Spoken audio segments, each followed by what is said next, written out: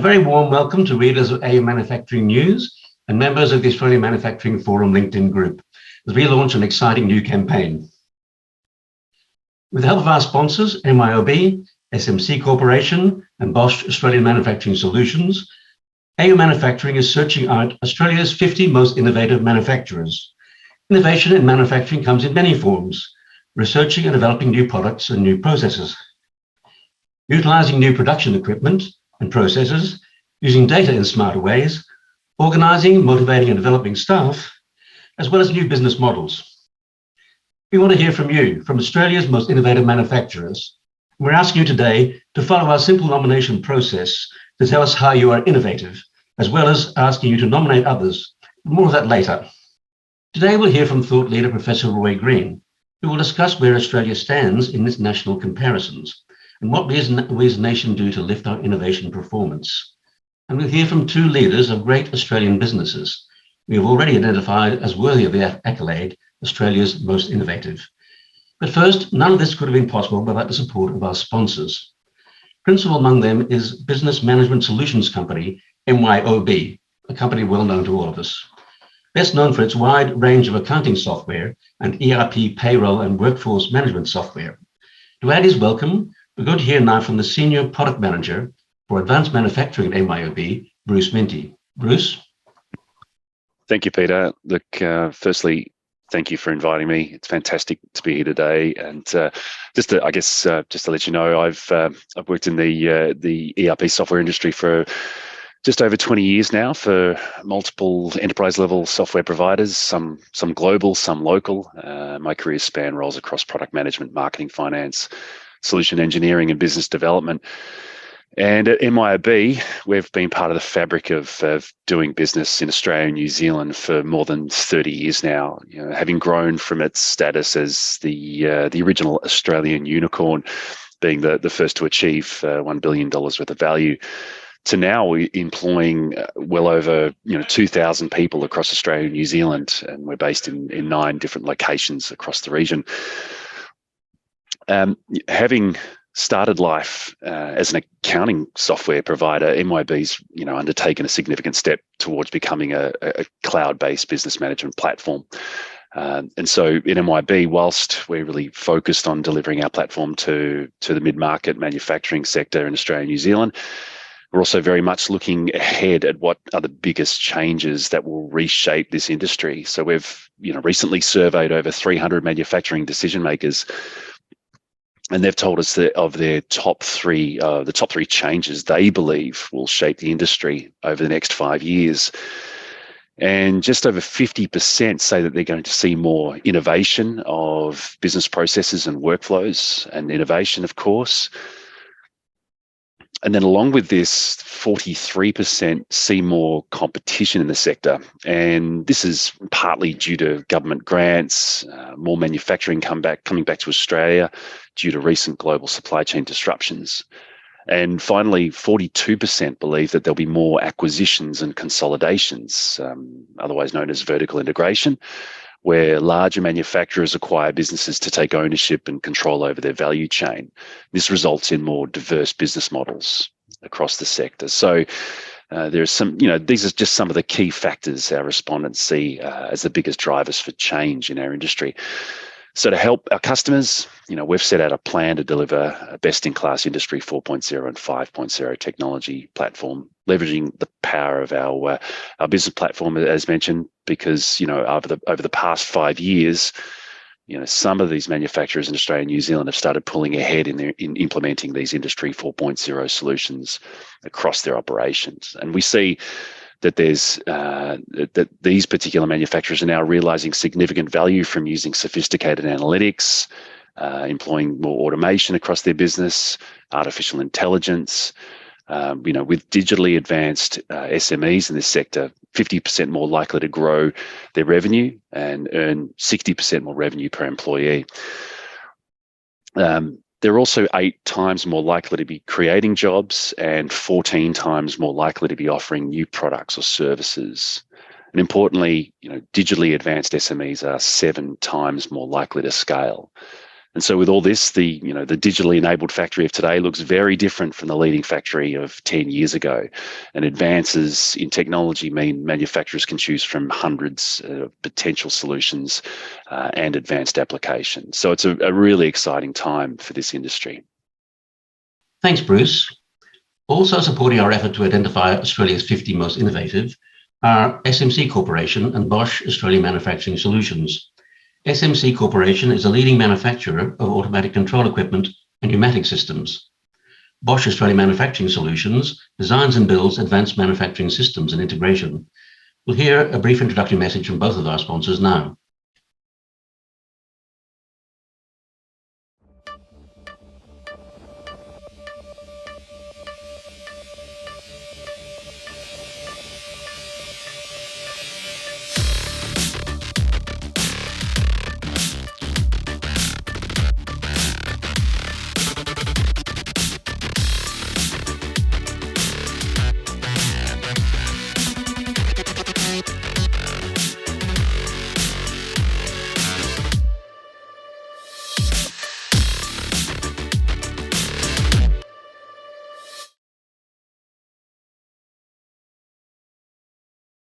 Hi, I'm Bradley Truen from Bosch Australia Manufacturing Solutions. Welcome everybody, in particular our media partner AU Manufacturing, guest speakers, industry representatives and manufacturing partners. I'm pleased to be invited as a member of the judging panel of Australia's 50 most innovative manufacturers. At BAMS, we are committed to supporting Australian manufacturing and innovations. In 2021, BAMS opened a brand new purpose-built Manufacturing Automation Centre, which you see behind me, to boost strategic collaboration and innovation in Australia.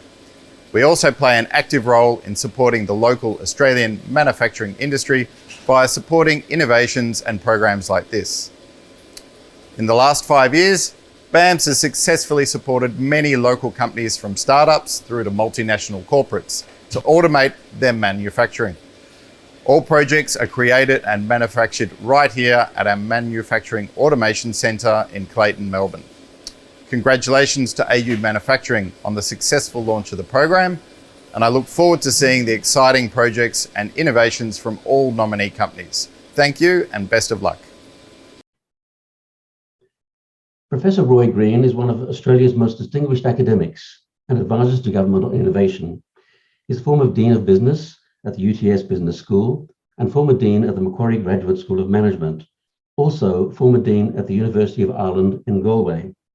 Currently, Roy is Professor Emeritus at UTS Sydney, Chair of the Port of Newcastle, Authority and Chair of the the Advanced Robotics for Manufacturing Hub. He's a self-confessed enthusiast for all things innovation, technology, and social change. It's with great pleasure I invite Roy to address us now. Thank you, Peter, and congratulations to you for this initiative. I think we all appreciate your own commitment and the commitment of your team to manufacturing over several decades now, it would have to be said.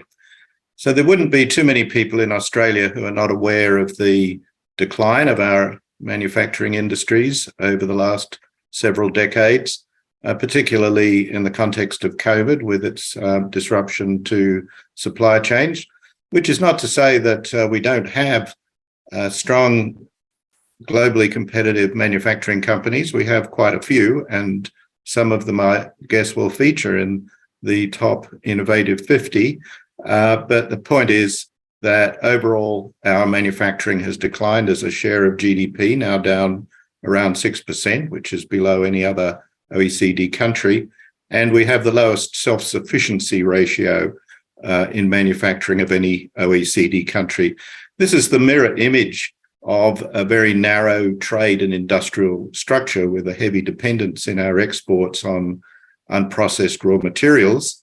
I think everyone understands that too, but it's reflected in a recent Harvard Atlas of Economic Complexity ranking, which puts Australia at number 91 out of 133 countries when it comes to the research intensity and diversity of our exports. This is down from the 50s in the 1990s, which was bad enough at the time, but we've been slipping ever since. In the 1960s and 70s, of course, manufacturing was around 30 to 40% of our GDP. That was before tariff reform. When tariffs were reduced, we slipped down to about 12%. But during the 1990s, with the then Hawke Keating government's industry plans and interesting initiatives such as the National Industry Extension Service, NIAS, we were quite successful in shifting from large-scale, low-cost mass production, which was really being outcompeted by China and various other countries, even at that time, to smaller, more flexible, globally oriented SMEs. And those SMEs with the production of elaborately transformed manufacturers were making an impact on our export mix. And this was the case really until the commodity boom. And it was the commodity boom and the complacency that engendered where we saw a major collapse and hollowing out of our manufacturing sector. We increased our standard of living by around 15% in 6 years for doing nothing except watch the prices of commodities go through the roof and our terms of trade increase. But the associated increase in the value of the dollar meant that a lot of those new manufacturing enterprises became almost overnight uncompetitive. We could have handled that differently if we'd been Norway, for example, who had the same experience with North Sea oil and gas. They set up a resource rent tax. Remember that? Not at 20%, but at 76%. And through the revenue created the world's largest sovereign wealth fund and underwrote the research and innovation infrastructure for the next several generations.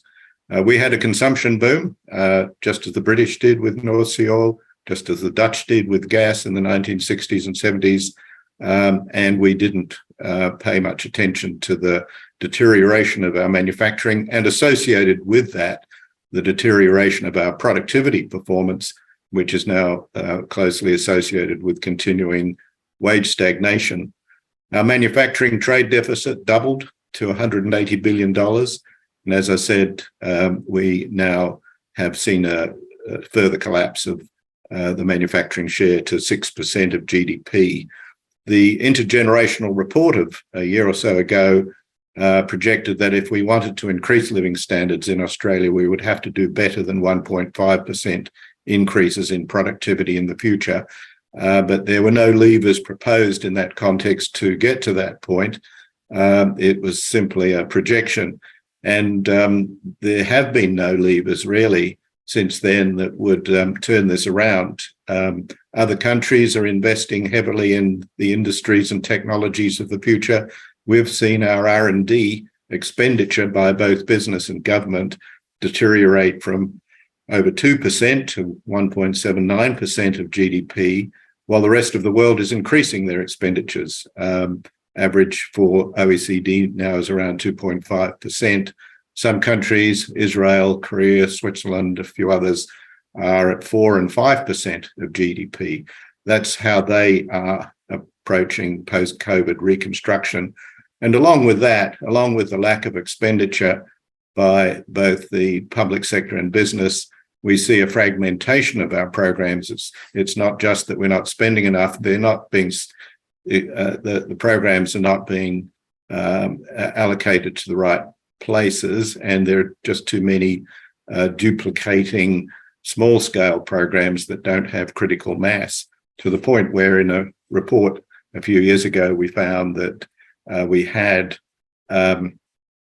programs, our $12 billion or so that we spend on research and innovation spread across 12 government departments and 150 separate budget line items. And that was just at the Commonwealth level. Doesn't even include the fragmentation with states as well, who in many cases are expanding their programs to fill the gap left by the Commonwealth.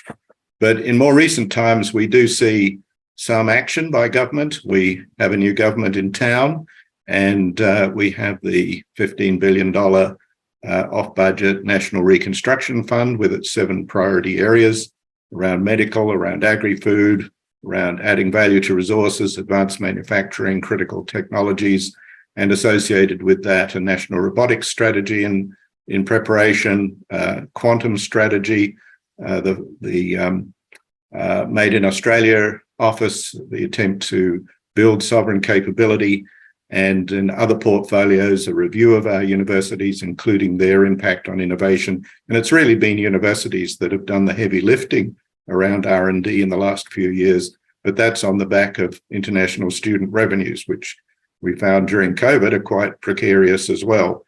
And in the other areas of government and really overarching everything we do is the whole challenge of energy transition and climate change with the minister there, Chris Bowen, devising policies to change the way we potentially power industry in the future, and that will have a big impact on the competitiveness of manufacturing here.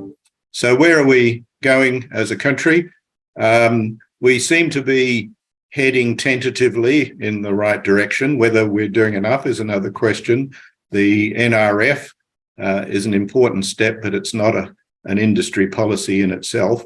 What an industry policy requires is a coordinating focus for priority setting, for foresighting. Where are the current and future competitive advantages that we can build on as a country? We can't do everything. We've got to pick and choose and pick winners, not losers. We need to build up our local innovation ecosystems. We have some good examples of these around Australia that we just need to grow. The Tonsley precinct in South Australia, Peter mentioned the Advanced Robotics Manufacturing Hub in Queensland, Tech Lab in Sydney, a lot going on in Victoria around Clayton and in the future Fisherman's Bend. Australia does have these areas where universities, business, foreign direct investment companies, local supply chains are all cooperating with the CSIRO, also playing a significant role. But we just need to do this in a much more coherent way, like the German Fraunhofers, UK catapults, the Norwegian catapults, also a very good example, and really dwarfing anything the Biden administration's massive 3 pieces of legislation, which will play some part in transforming the way industry works in the US, and a lot to learn from there as well.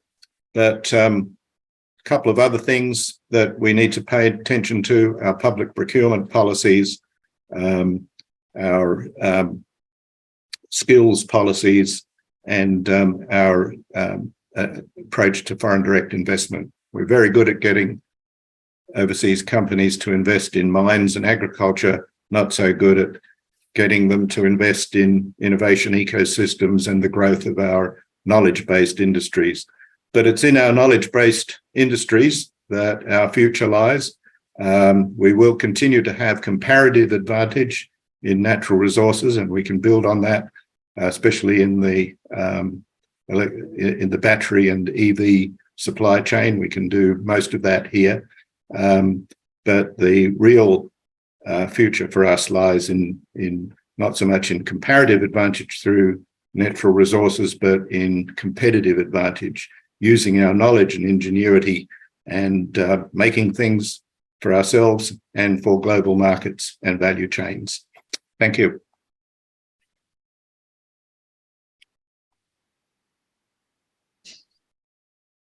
Okay, great. I'll just continue, please, Diane. Yes, go for it. Thank you, Roy. You've raised many issues that we need to tackle before we get to industrial nirvana, where we support manufacturers. Are we any better off than when you started in this field in terms of industry policy, or have we gone backwards?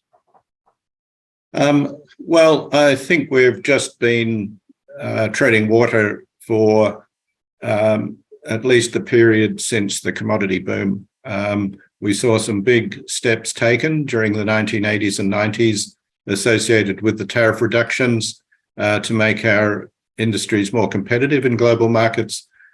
We took some backward steps then, and then trod water really since 2011-12 with, as we know, a revolving door of industry ministers.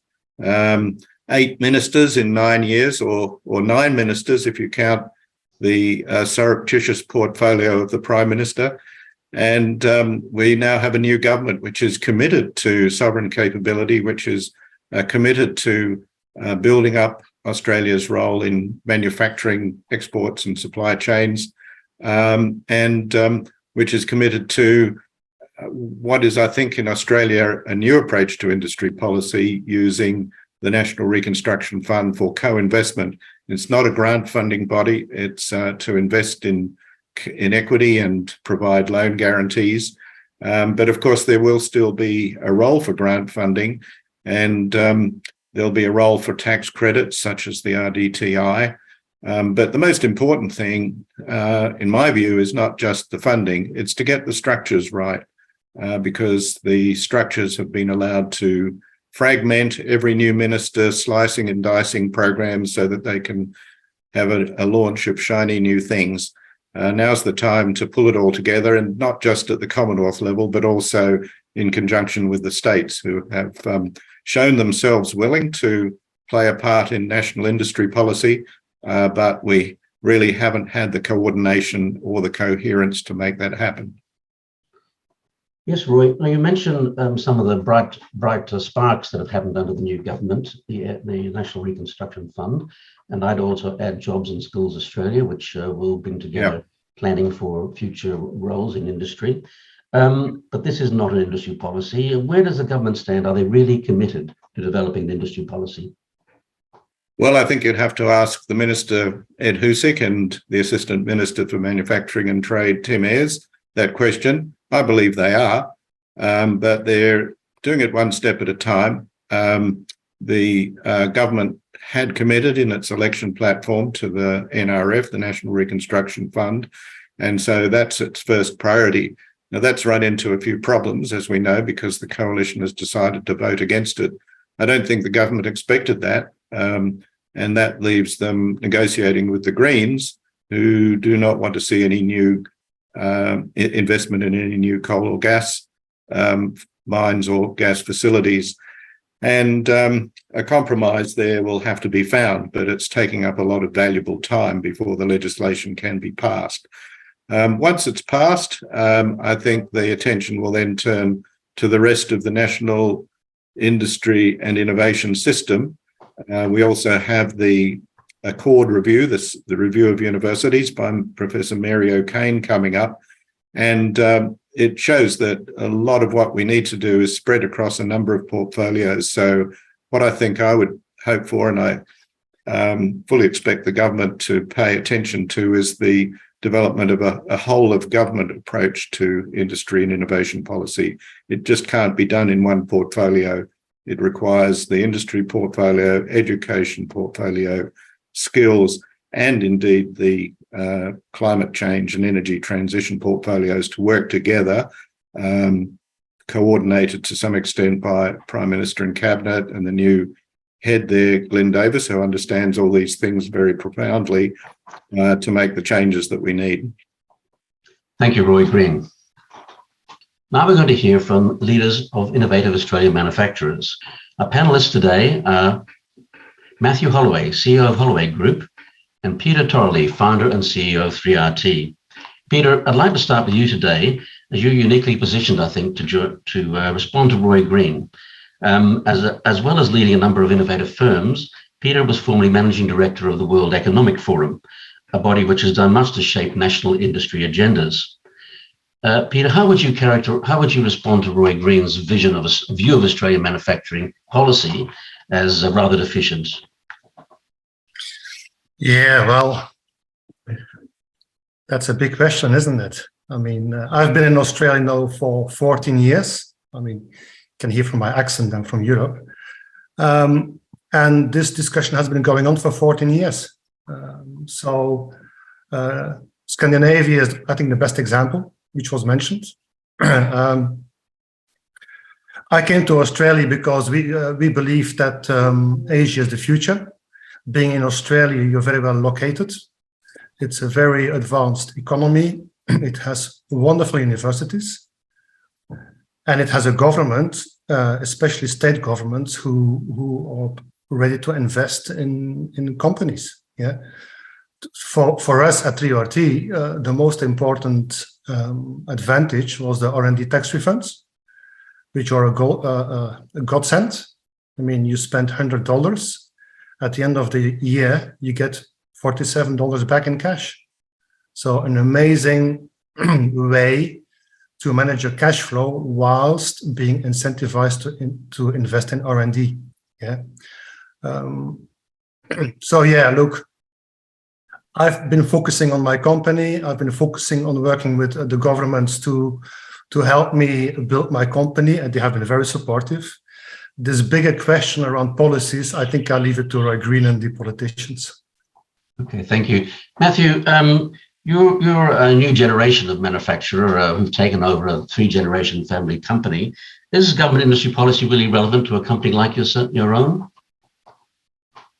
Yeah, I think certainly. Government has the ability to provide us with, leg ups on to the rest of the world, and we've, no better case study would be the pandemic, and us realizing our lack of sovereign independence as manufacturers. Really, I mean, I don't know about you, Peter, but certainly through that pandemic, the international supply chain platform was just out of control. I mean, everyone on this panel understands the implications of the pandemic and how it, stopped world trade to a halt nearly overnight. Container loads, pricing going up by 3,000 and 4,000%. So, I don't know about you, Peter, but my pipeline exploded through the pandemic, and it was probably a result of wholesalers that have been bringing in product from overseas just unable to supply their business because of the pandemic. And so, going back to government, I think it really exposed the Australian manufacturing space in probably choking under the international load that was required to get through that really tough couple of years. So we need more from them. I've found in my journey that accessing government grants, even matching funding 1-to-1, has been really difficult. So I think we've got to unpack that a little bit, and maybe make the process less bureaucratic and really enable businesses, in manufacturing that have an appetite for innovation, product development, to better access that money. And even if we're held to account more through that period, through that funding period, I think we need better access to for support, for sure. So just turning to Peter Torley again. Peter, I just want to understand a little bit about where you came from to create the company you have today. You've worked for a number of innovative companies globally, certainly in Europe. And I understand that before the 3RT, you worked for a Chinese manufacturer of bamboo flooring. So what did you learn there? Lots of things. First of all, Chinese are incredibly entrepreneurial. You give them a problem, they get a solution within a flash. Used to be very cheap labor. This has changed, luckily. And very commercially focused, with a different concept of profitability, which is very important. When we in our world think about profitability, we think about gross margins, between 30 and 50%. Yeah, they think in RMBs. Yeah, if they can make 1 RMB, it's a profit. So they are not afraid of getting into markets at very low prices, because they think if I make 1 RMB profit times 1 million pieces, I make 1 million RMB profit in total. We are more careful. We're saying we're going to sell 100 pieces, so we need 100 RMB profit. You know what I mean? So their whole mindset is completely different. Peter, what about their innovation mindset? How does that differ? Well, I mean, I'm talking now 10, 12 years ago, there was no innovation, frankly. It's copying what is out there. I mean, I still remember I brought a machine in from Germany, and 6 months later, they had made a second machine themselves, copycat. No, I think it has changed because I remember when I was at Roche, for instance, a pharmaceutical company, we had big R&D investments centers in China. So it is changing. IP is changing as well. They're becoming more sensitive about intellectual property because, of course, their own companies are becoming successful as well. I think it is changing, but it is still a very difficult environment to work in, I think. And I think that we can see behind you there some of your innovative wood products, which we'll discuss a little bit later. But is that working for China? Is that where you saw waste in the supply chain that began the thought process? Yeah, look, innovation always comes from unexpected corners. Yeah, innovation equals curiosity. So when I was running around the world with my strand-woven bamboo flooring, especially in the US, I learned the enormous amounts of waste in the traditional wood industry. Yeah, enormous waste. And so we figured out saying, well, look, if we can do this with the grass, which is bamboo, surely we have to be able to do something with all this waste around the world, because of course bamboo only grows in certain parts of the world, whereas wood is everywhere. And that was the germ of the idea, which then grew in my mind and my colleagues' mind to create 3RT. Thanks. Let's just look at Matthew Holloway's background. Matthew, you're a third generation family business. When you took over, I believe in 2008, you were a pretty basic plastic injection molder, A+ plastics. Could you tell us about those days and what you saw and what you decided to do? Yeah, I guess without going too far back, our business was incorporated in 2001 as A+ Plastics, and at that time we were, very much billing out our time, our service as a contract manufacturer. So we really didn't have any of our own product lines, and 2001 to 2010 was really prime, where Southeast Asia, China in particular, were, effectively taking all our work, for use of a better term. We, for whatever reason, on a contract molding front, or the many reasons, and it was just lack of competitiveness. And that's multifaceted through, the type of infrastructure we had, right through to, minimum wage and legislation, a bunch of different factors. And so, through that period was really difficult. We really wanted to control our own destiny. So, from 2008 really to today, we've had a really strong focus on developing our own proprietary products, and we've built a business that's extremely diverse, all underpinned by the injection molding process. So many of our subsidiary business units, our customer base don't particularly care how it's manufactured. It's more representative of the brand that they purchase and the products. So we're in a unique position where we've built this business, and we're specialist injection molders in the background, I guess, but in front of the curtain, our brands specialize in their respective industries. Thanks. And I understand one of the keys to your business is the material you use. Repylene is your name, polypropylene recycled material. Can you tell us how you came up with that? Yeah, well, I guess that's been a derivative of the type of products that we've commercialized over the last decade. So, plastics has got a pretty average name in, from a sustainability space. A lot of that's miscommunicated though, but over the course of the last 10 years, we've really set out to take control of our own destiny around our sustainability objectives. We've acquired businesses that are specialists in manufacturing or selling products made from, recycled material. So, Repylene is a proprietary recycled polypropylene blend that we've developed over the last 5 years that specializes in the performance required for our proprietary business units. So one of our business units specializes in urban stormwater design and water management. So we manufacture underground rain harvesting tanks and detention facilities for, urban designed areas. They have load requirements and modular strength ratings. So through the years, we've developed our own internal product to suit those performance objectives, and that same play is across a lot of our business units. Thanks, Matthew. Turning back to Peter, you mentioned the waste that you saw in the industry, and I can see behind you the hardwood timbers that you produce. we've seen around the place glulam type products getting into construction, major construction, high-rise construction, and so on. What are the problems with those glulam products that you are trying to solve? Well, they don't have, I mean, they are a solution just like we are.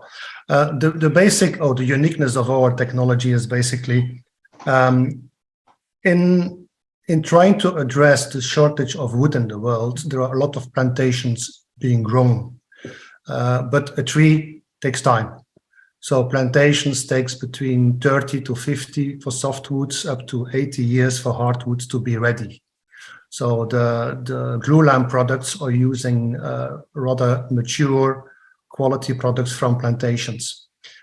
But at the beginning of those plantations, the first 20 to 30 years, you have a lot of wood as it's being culled, logs being cut, that today can only be used for wood chips because they are juvenile, they don't have the properties. If you would cut them, they would bow or spring or whatever, yeah, very unstable. Our technology is using those low-value juvenile logs, and we convert them in a machine, in a robotic machine, into products with the properties of 100-year-old mature trees. That's why we say we grow trees in a machine. Yeah, something comes in with the property of 10 years old of a tree, it goes out with the property of 50 to 100 years old, and the process takes 20 minutes. Yeah, and all this is done in a non-toxic, environmentally friendly way. So your innovation process was to conceive of an idea, a product that would have benefits over the existing product, and you said about working out how to do that. That's right. That's right. And the important thing in innovation is that you need some very fundamental guiding principles. Yeah. So we had 3 guiding principles in the beginning. The first one was, if we want to sell this as real wood, it has to look and feel like real wood. And that's a big challenge because a lot of the engineered products, you can see they don't look like real wood. You can see in the picture behind me, 99% of the population would not see the difference. Yeah, that's the one. The second one was, if we are serious about sustainability, then we cannot use any toxic ingredients. So engineered products are made typically with a phenolformaldehyde or an isocyanide. We've developed our own water-based nanoglue, which has the properties of the lignin in a tree. So completely recycled. That's unique, by the way, first in the world. And the third guiding principle was, if we're serious about sustainability, we should not have to charge more than the natural equivalent, because I fundamentally believe that you should not have to pay more for sustainability. That's why we were forced to work to develop a robotic unit to take out the labor cost. Yeah. Thanks. Now, Matthew, your innovation pathway, as it were, is a bit more incremental than that. You're moving from plastic molding. How do you inside your company go about the innovation process? Yeah, it's a good question, because I think a lot of business leaders and CEOs have a different take on that. I think innovation can be very much become a buzzword that everyone throws around, but really they're just talking about it and not doing a whole lot. I think for us, it really starts with us at an executive level, at sort of our board level, if you want to call it. I'm very much an advocate of what we call one-page go forward plans, as opposed to, the 30, 40-page business plans that really sit on shelves, no one reads, and they collect dust. So myself and my management team, every calendar year, we put together our go forward plan. It's a one-pager, literally, that we workshop and create strategic objectives of what the business we want to achieve through that next 12 months. And part of that go forward plan, we break up into three main modules. For us, we're on a bit of an acquisition rampage at the moment. So it's acquisition, strategic relationships, and we also have a third column just dedicated to innovation. And without boring you guys with the details in that, there's some key strategic objectives around what we want to do with regard to innovation and how we want to build our business moving forward, whether it's product range, it can be innovation on our internal processes or our service value proposition to our clients, how we talk to our clients. So that really resonates down the entire org chart, right through to our toolbox meetings that we have with our operators that are at the coalface of quality control, on our production line. We really strive to allow them bandwidth to be able to table ideas that they see day to day on their shop floor, whether it's to make their workspace more efficient. They're there every day identifying opportunities for efficiencies that the middle management may not have. So I think trying to indoctrinate that message, and that, like, ultimately innovation is just solving problems, right? And often if you do that well, your business can become a beneficiary of that. Innovation allows you to, depending how you're commercializing a product, to set your own margin. And from our experience, our best performing products are products that we've developed and been really innovative with. So I guess in summary, the buzzword is innovation, but it's trying to create a culture around everyone's buy-in to solve problems. And I think it's important that leaders in respective organizations really articulate that there's no stupid suggestions. Not every single idea is going to be realized, but certainly if you can create a culture that people want to be able to add value across all layers of the business, whether it's products or services, I think that's key. Thanks, Peter. Now, you mentioned that the products you have behind you, the hardwood products, most people wouldn't know the difference to the real thing. So I'm presuming it's got grain, it's got quite random appearance. It's not sort of every log is different. How do you go about recreating the way a tree grows and therefore the timber? Yeah. So first, I would like to add something to what Matt was saying. To me, there is a fundamental difference between, to build on what Matt said, there is a fundamental difference between innovation and optimization. To me, a lot of companies do optimization, which is you look at your process and you say, how can I do it better, cheaper, faster? That's optimization. Innovation is looking at your process and saying, how can I do it differently? And in my experience, this different looking at it always comes from outside the industry. Real innovation never comes from within the industry. That's a big statement, but I think I'm probably right for 90%. And the reason is you have to look at it differently. Industry experts do not do innovation, they do optimization. In our case, that's why we work with those partners like Flinders University. So my two co-founders are two professors. One comes from IBM Watson, New York, the computers. The other one comes from the plastics. They never looked at wood before. Bosch comes from automotive, never touched wood before. Bosch brought in all the advanced automation. Henkel, our third strategic partner and shareholder as well. Henkel, global adhesive company, works in all different industries, and we're using their researchers and scientists from all their industries to look at us and say, how can we do things differently? Yeah. So that's really there. And because of that, they were looking at what does a tree do when it grows? So they went back to the very basic question. And that's for me, the second element of innovation, which is curiosity, which is what Matt said, is this whole culture in your organization. Yeah, you have to be curious to do innovation. And they looked at the growing of a tree and said, how can we biomimic this process? Yeah.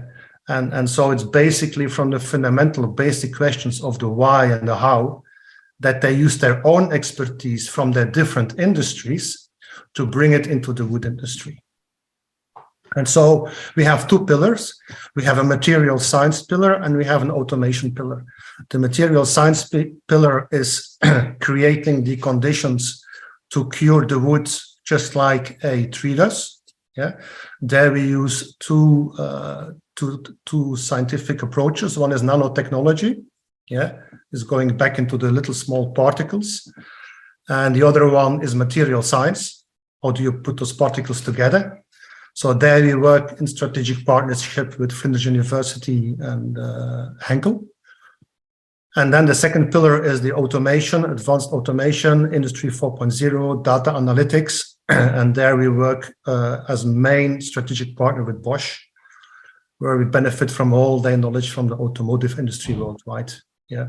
So we are very good in stealing ideas in a positive way, stealing ideas from other industries. That's the only way we feel we can keep on being innovative.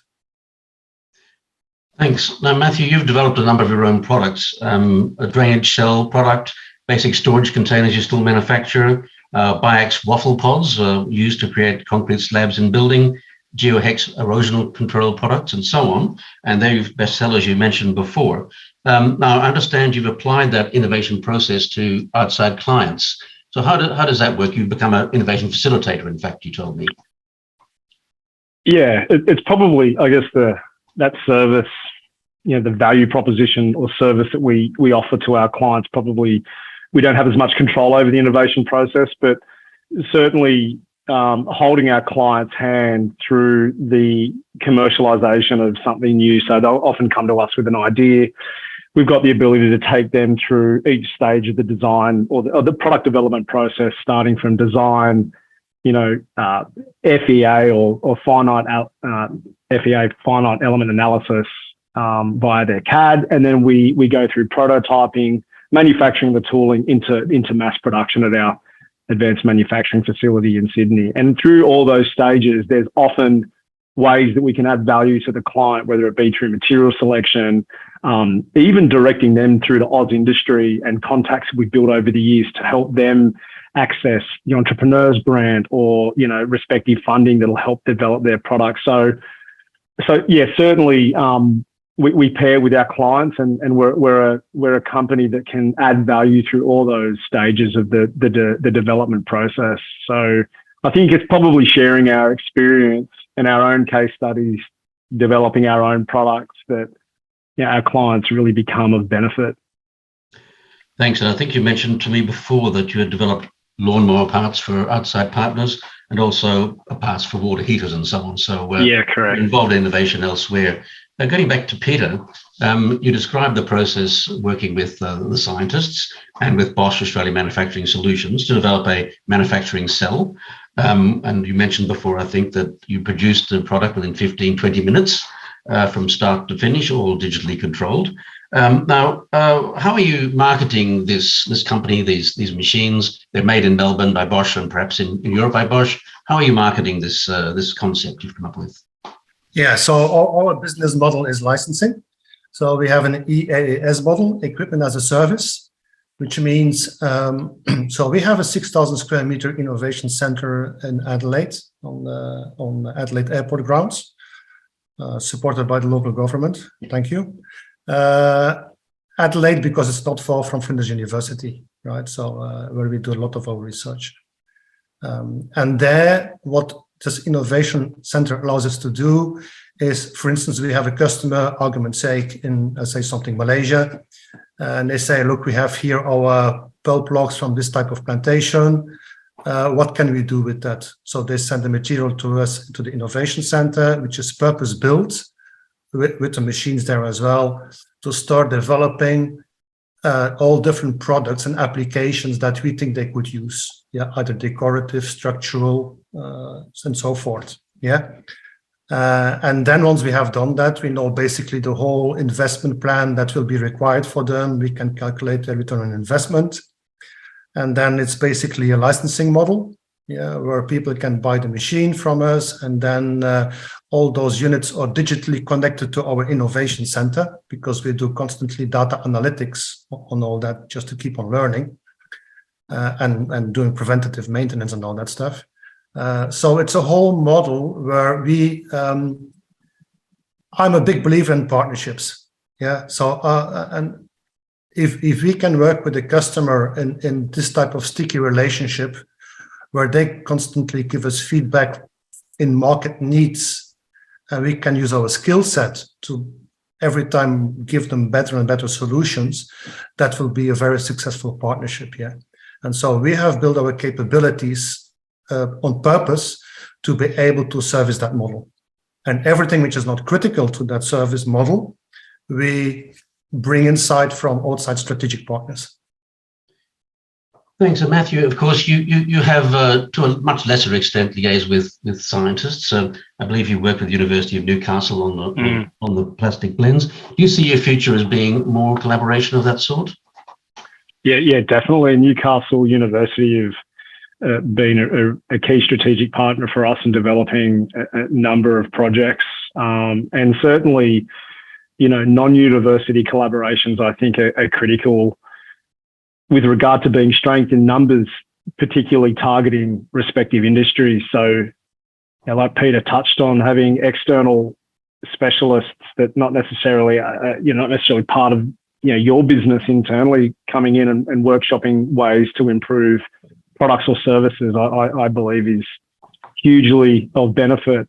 Something we'll be really exacerbating throughout this year with a couple of business units we've got. So, yeah, certainly universities, it's just challenging the way things are done currently, working towards disruptive solutions in all areas, I think is something that can't happen internally. And I think it has to happen as a collaborative effort. Matthew, I wanted to ask you one question too about training and among your staff, because this is an industry we've seen many companies close. What's the situation with the recruiting workforce, and how are you going about solving that problem? Yeah, it's been a real challenge for us.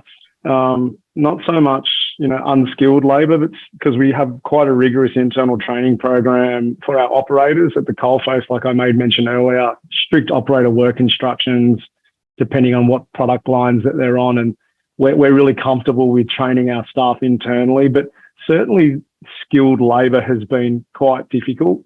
I guess a good example of this is the toolmaking profession. So our injection moulds need to be serviced and maintained by specialist tradesmen, namely toolmakers. And the toolmaker generations, like my father was a toolmaker and so was my grandfather, and they just do not seem to be out there anymore. And I don't really know the reason for it. I don't know if it's part of the promotion of, manufacturing, being a sexy industry to get into, or I don't really know what it is, but we really had to take the bull by the horns and promote our own internal development of toolmakers. So we have 4 apprentices on at the moment.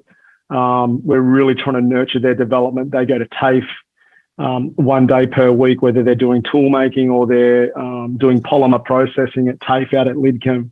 We've really committed to developing our own internal talent because we just can't access it outside of our own organisation. Sure, there's people out there, but I think we're really trying to take control of our own destiny, recruit our own internal talent, and seeing the new generation of tradesmen, come through the ranks in our organisation, and hopefully, a reduction in staff attrition because of that. We retain these guys; they add value to the business, and we really want to promote, their career and opportunities with the growth of the business accordingly.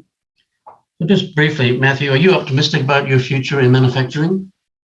Yeah, I am. I am very much so. I think I spoke about the pandemic previously, and it was just such a slap in the face to us, just like how much our local backyard of, let's call them wholesalers, imploded, and how they just couldn't access product. And I think that the writing was on the wall and really demonstrated to Australia how we need to increase our sovereign capabilities. We've been really busy. We've been a beneficiary through the pandemic, and I think now, the writing's on the wall there. Like we've been running we call it the Bring It Home campaign for the last couple of years now, and it was kind of educating, prospective and existing clients around the advantages of local procurement. Really basic stuff like not having to deal with upfront payments if your international supplier isn't willing to give you credit. You don't need to manage your forex. Responsive times from local manufacturers and the lack of inventory that you have to hold. I mean, international freight through the pandemic was a killer. So I think that customer education piece, along with, continuing to build rapport with clients and educating them that the stereotypical thought that overseas is cheaper really no longer exists anymore. If you've got some really solid technology within your business, you've got a good team, and you're consistently looking at ways to improve products and services, you really shouldn't be giving your client base any reason to go abroad. So in the answer to your question, absolutely optimistic. We just want to make sure we stick to our guns, do what we do well, and continue to give people opportunities within the business. Open phase, you've started to seed the market. I understand you gave product into the market free at the beginning to familiarize people with it. And you've got licensees in Europe now and distributorship in Asia. What's the path ahead for you, and are you optimistic? Well, I mean, if you're in business, you have to be optimistic, right? As we have seen with COVID, it's impossible to predict the future, and what doesn't kill you makes you stronger.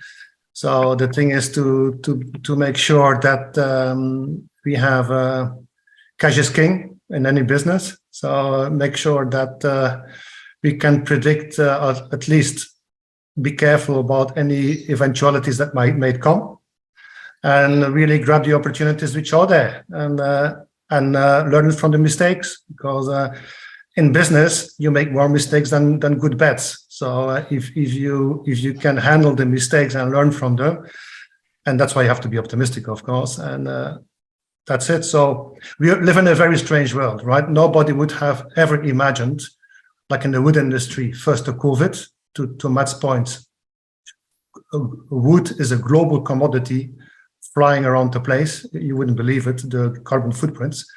That stopped. Then you have Russia invading Ukraine. Russia is one of the biggest suppliers of wood in the world. So who could ever predict that in a business plan? You can't. So I support 100% Matt's view. Put it on one piece of paper, be agile, find the opportunities, and just move on one step at a time. So am I optimistic? Yes, cautiously. Well, thank you, gentlemen. Really interesting for both of you. And we'll move on now, but thank you, Matthew Holloway, and thank you, Peter Roberts. Pleasure. Thank you. Thank you. Yes, Pete. I'm going to bring Bruce Minty back from MYOB into the discussion in a moment to help us conclude the meeting. But first, let me make a few remarks. We've seen that Australian manufacturing has issues around innovation, some internal and some due to fiscal and policy environment in which manufacturers work. We often hear the truism, though, that Australians are good at coming up with ideas, but lousy at commercialising them. I don't entirely agree with the first part of the statement, because actually it's people who are innovative. People are good at coming up with ideas, and we are not necessarily more innovative than any other people. In the past, perhaps the distance from other nations and necessity in home markets meant we had to innovate, but that no longer applies. Perhaps we need another shock to shake us out of our complacency, and perhaps we've been through that with COVID and understanding that the issues with our supply chains. But we do need to recreate the environment where innovation is valued and rewarded more than it is today, valued by investors, valued by customers, valued by government procurement officers. This requires the sort of active industry policies of the sort that Roy Green talked about. There's no doubt about that. Especially in my view, the signals need to change for investors for today. Where the tax stream, especially in my view, the signals need to change for investors from today, where the tax system advantages investment going into property and not into productive industry. The incentives and the rewards need to be adjusted so investment goes into productive businesses. Innovation will follow when the rewards match the effort required. We've also heard today from two companies who understand the value of innovation, the power of innovation to create new businesses. I've been writing about such projects, such companies for several decades, and there's no shortage of them. Bruce, what did you make today of today's discussion? Yeah, thanks, Peter. Look, today's discussion was fantastic. We heard some fantastic points from Professor Roy Green earlier on. How do we increase, and how do we what levers do we pull to increase our self-sufficiency ratio, which is currently sitting at around 6% of GDP. His comments around the need for a more targeted industry policy, a more coordinated process. How do we find our competitive advantage? How do we build our local innovation ecosystems?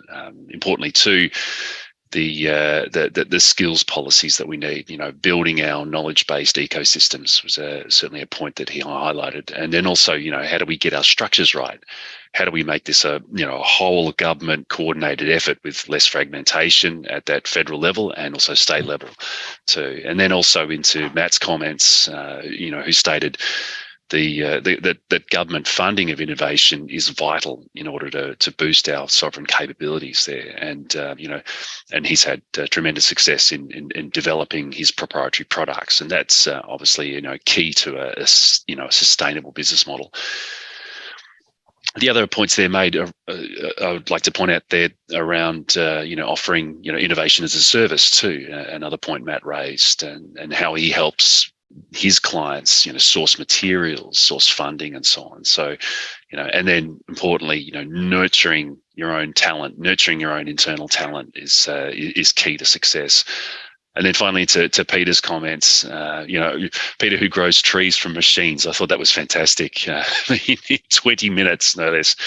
And he stated that obviously, innovation comes from unexpected corners. In his case, reducing waste, and that can lead to innovation. And looking at those three, I really love those three guiding principles there around authenticity of the products that you build, around using non-toxic materials in production processes, and the third one there around don't charge more than the natural equivalent. I think that was fantastic as well. And lastly, I'll highlight that he mentioned that distinction between innovation and optimization, and that's important too.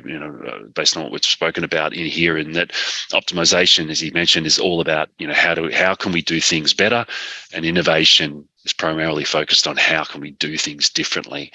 And I think these were really, really important points to make. So, yeah, it's been a fantastic discussion today. Thank you very much. So many thanks, Bruce. So AU Manufacturing and our sponsors, MYOB, SMC Corporation, and Bosch Australia Manufacturing Solutions, are on a quest to identify and celebrate companies just like those you saw today. We wanted to find and to reveal innovative businesses across manufacturing. At the end of this event, you'll see where you can find more information on our criteria for selecting Australia's 50 most innovative manufacturing businesses. These criteria have been developed with the assistance of innovation specialist Munib Karavdik and his team at Wave Design. So thanks to Munib. You'll also find contact details for how you can find out more and how you can nominate your company to be recognized. Thanks to our sponsors today, to Bruce Minty of MYOB, and Matthew Holloway and Peter Torley for joining us. The next step is up to you. We want to hear from you about how your company should be considered Australia's most innovative. We look forward to hearing from you. Thank you. With that, I'll close the meeting.